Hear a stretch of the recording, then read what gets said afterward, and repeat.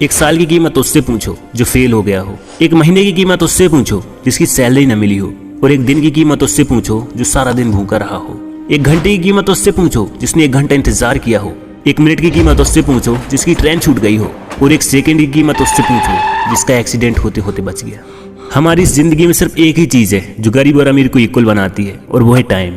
इस दुनिया में अंबानी के पास भी 86,400 सेकेंड है, बिजनेसमैन के पास भी 86,400 सेकेंड है, एक गरीब और एक भिखारी के पास भी सिर्फ और सिर्फ 86,400 सेकेंड है, और आपके पास भी 86,400 सेकेंड यानी 24 घंटे हैं। अंबानी 1 मिनट में 2 लाख से ज्यादा कमाते हैं, बिल गेट्स 1 मिनट में 7 लाख रुपए से ज्यादा कमाते हैं। Apple, Google, Facebook, Meta, Amazon, Flipkart ऐसी हजारों कंपनीज 1 मिनट का लाखों रुपए अर्न करती हैं। मेरा आपसे एक सवाल है, आप कितना कमाते हो 1 मिनट का? 1 मिनट का छोड़ो, 1 घंटे का बताओ। चलो 1 घंटे का भी छोड़ो, 1 दिन का बताओ। यही कोई 200, 500 या मुश्किल से 1000, ये भी कुछ एवरेज पर्सन ही कमाते होंगे, यूं ही 100 से 25, और बाकी सब बेरोजगार होंगे। वाई, क्यों? इतना फर्क क्यों है? मैं बताता हूँ इतना फर्क क्यों है। क्योंकि हम में और रिचेस्ट पर्सन में एक चीज कॉमन है, वो है टाइम, और एक चीज है जो बिल्कुल डिफरेंट है, वो है मैनेजमेंट। रिचेस्ट पर्सन ने टाइम को अपने तरीके से मैनेज किया हुआ है, और हमें हमारे टाइम ने मैनेज किया हुआ है।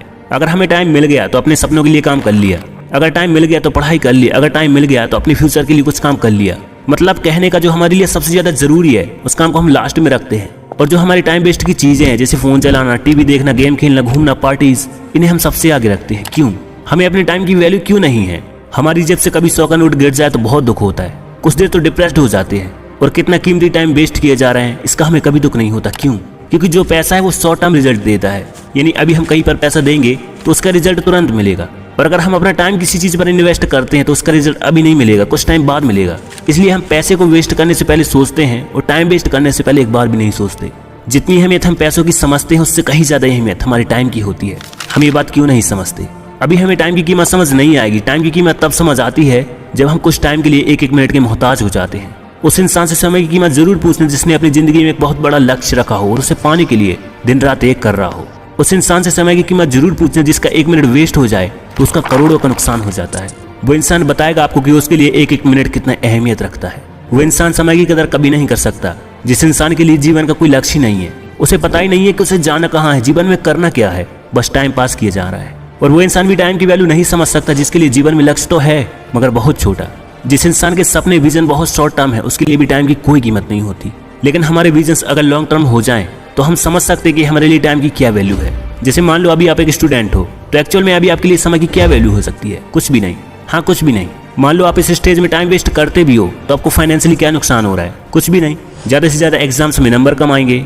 अगर 3 या 4 साल की बात करूँ तो इससे ज्यादा कुछ भी नहीं जाएगा हमारा। लेकिन अगर इसी विजन को हम लॉन्ग टर्म कर दें और फिर 10 साल आगे की सोचकर विचार करें कि आज जो हम टाइम खराब कर रहे हैं पबजी खेलकर, सारा दिन व्हाट्सएप फेसबुक पर स्टेटस डालकर, रील्स देखकर, इससे हमारा अगले 10-20 साल में क्या नुकसान होने वाला है उसका शायद अभी हम अंदाजा नहीं लगा सकते।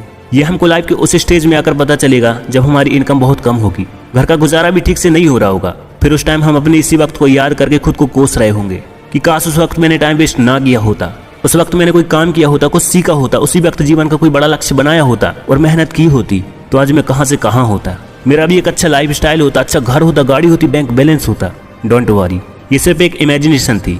आप चाहते हो कि ये वक्त आपको ना देखना पड़े तो मैं आपको 5 रूल्स बताऊंगा जो रिचेस्ट पर्सन फॉलो करते हैं खुद को प्रोडक्टिव बनाने के लिए। किस तरीके से वो अपना टाइम मैनेज करते हैं समझेंगे 5 पॉइंट्स में। Use 90-90-1 rule. ये पॉइंट कहता है अगले 90 दिनों के लिए सुबह उठते ही 90 मिनट सिर्फ उस एक टास्क पर काम करो जो आपके लिए सबसे ज्यादा इंपॉर्टेंट हो। होता क्या है, जब भी कोई नॉर्मल इंसान काम करता है तो वो सबसे पहले या तो ईमेल्स चेक करेगा, व्हाट्सएप मैसेजेस देखेगा, या फिर किसी से गप्पे मारने लग जाएगा, या उस चीज पर शुरू में टाइम इन्वेस्ट करेगा जिससे एक्चुअल में कोई इंप्रूवमेंट होती ही नहीं है। इन शॉर्ट वो सिंपल एक्टिविटी को रियल आउटपुट से कंफ्यूज कर देता है। लेकिन एक्स्ट्रा प्रोडक्टिव लोग जानते हैं कि सुबह के टाइम ही हमारा ब्रेन सबसे ज्यादा फोकस स्टेट में होता है, और यही टाइम है जब हमारे अंदर एनर्जी और विल पावर भी मैक्सिमम होती है। इसलिए सबसे पहले हमें हमारे मोस्ट इंपोर्टेंट टास्क पर ही अपनी एनर्जी स्पेंड करनी चाहिए। नेक्स्ट पॉइंट कहता है create the conducive environment. Example, एक ऑफिस है जहाँ इंग्लिश बोली जाती है एंड सारा स्टाफ एक दूसरे से इंग्लिश में ही बात करता है। उस ऑफिस में एक नया एम्प्लॉय आता है जिसे सही तरीके से इंग्लिश में बात करना नहीं आता। वो खुद को अंडर एस्टिमेट समझने लगता है, बट कुछ दिन ऐसे ही चलता है और धीरे धीरे उसकी इंग्लिश कम्युनिकेशन में ग्रोथ होती है एंड कुछ दिन बाद वो भी सबके साथ इंग्लिश में कम्युनिकेट करने लगता है। इन शॉर्ट, एनवायरनमेंट चेंज होने से हमारी डिसीजन मेकिंग चेंज हो जाती है और ये सब सबकॉन्शियसली होता है, यानी हमें मालूम ही नहीं चलता। इस कॉन्सेप्ट को मोस्ट प्रोडक्टिव लोग कॉन्शियसली जानते हैं। इसके लिए वो अपने आसपास ऐसा एनवायरनमेंट क्रिएट कर लेते हैं जिसकी वजह से उनका एनवायरनमेंट ही उन्हें गोल की तरफ मूव करवाने लग जाए।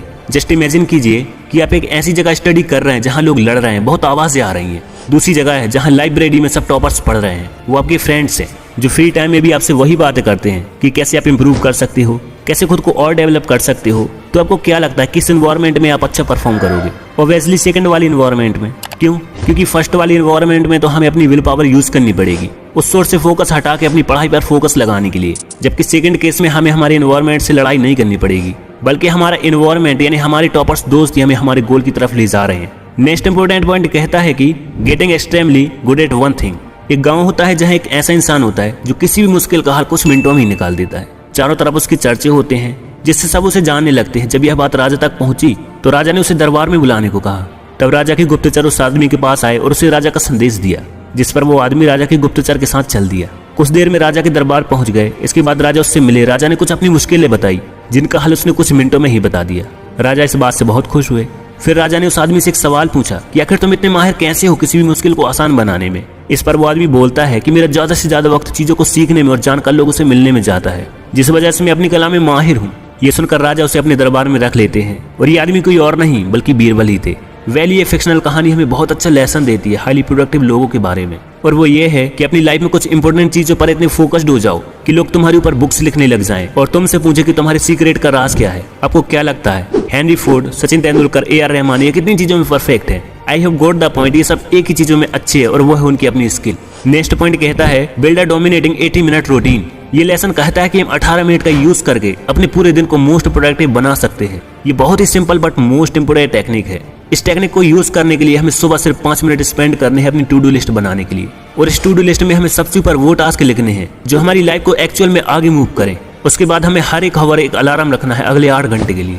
अगर हम मान के चले कि हम एक दिन में 8 घंटे काम करेंगे, जब जब भी अलार्म बजेगा तो सिंपली हमें खुद से पूछना है कि क्या हमारा लास्ट आवर प्रोडक्टिव था कि नहीं। अगर नहीं था तो खुद से सिर्फ यह पूछना है कि नेक्स्ट आवर इससे अच्छा परफॉर्म कैसे कर सकता हूँ, और दिन के लास्ट में दोबारा से 5 मिनट देने हैं और खुद से पूछना है कि मैंने दिन में कितना काम किया और इसे और बेटर तरीके से कैसे कर सकता था। ये बहुत ही सिंपल है, मगर आप इसे एक्चुअल में इम्प्लीमेंट करते हो तो कुछ ही दिनों में हमारे काम करने का तरीका काफी इंप्रूव हो जाएगा। नेक्स्ट पॉइंट कहता है कि where do you want to land, means आप पहुंचना कहाँ चाहते हो। हम में से मैक्सिमम लोग हमारे मैथमेटिक्स के टीचर को पसंद नहीं करते होंगे, और उसकी एक वजह ये हो सकती है कि हम मैथ्स में फेल हो गए थे और शायद डिग्री भी नहीं ले पाए। बहुत सारे लोग इन्हीं चीजों में फंस जाते हैं क्योंकि हम बाहर के फैक्टर्स को हमारी एक्चुअल सिचुएशन को इफेक्ट करने देते हैं। अगर हम डिसीजंस की बात करें तो हमें लगता है हमारी लाइफ का कंट्रोल हमारे हाथ में है, पर हम गलत हैं। जब भी किसी बात पर हम रिएक्ट करते हैं बिना कुछ सोचे तो हम डिफरेंट डिसीजन पर पहुंच जाते हैं। फॉर एग्जाम्पल, मैथ टीचर से कम मार्क्स मिलने पर हम मैथ टीचर से ही नफरत करने लगते हैं, और इसके लिए हमें अपना फोकस चेंज करना था। फॉर एग्जाम्पल, अगर हम दोबारा से मैथ टीचर का एग्जाम्पल लें तो हमें अपने मैथ्स की स्किल को इंप्रूव करने पर फोकस करना था, न कि इस बात पर कि मैथ टीचर ने हमको मार्क्स कम दिए। अगर हम अपने माइंड को स्टॉप करके इन सब के बारे में सोचते हैं और अपनी सिचुएशन का करेक्ट रीजन ढूंढते हैं, तभी हम वहां पहुंच पाएंगे जहां हम पहुंचना चाहते हैं। फॉर एग्जाम्पल, एक नॉर्मल इंसान है जो ऑफिस में वर्क करता है। उसके ऑफिस का डिस्टेंस उसके घर से तकरीबन 50 किलोमीटर का है, तो वहां तक पहुंचने के लिए उसे बस से जाना पड़ता था। जबकि बस में बैठना उसे पसंद नहीं था, लेकिन ना चाहती हो भी उसे बस में बैठना पड़ता था, क्योंकि अगर बस में नहीं बैठेगा तो ऑफिस कैसे पहुंचेगा, और जब ऑफिस नहीं पहुंचेगा तो काम कैसे करेगा। तो उसने फोकस किया काम पर और कुछ साल ऐसे ही बीत गए। फिर उसने खुद की कार परचेज की और कार से ऑफिस जाता है। तो इस स्टोरी से हमें क्या लेसन मिलता है कि अगर वो आदमी बस के ट्रेवल पर फोकस करता तो शायद वहां तक नहीं पहुंचता जहां पर वो आज है। तो इस वीडियो में हमने 5 रूल्स देखे प्रोडक्टिविटी पर। आई होप आपको ये सारे रूल्स अच्छे तरीके से समझ में आ गए होंगे। अगर वीडियो अच्छा लगा हो तो शेयर जरूर करना, और ऐसे ही वीडियोस देखने के लिए इस चैनल को सब्सक्राइब करना। मैं एनसीनर से अजय नायक आपके सपनों को सपोर्ट करता हूँ। जय हिंद, जय भारत।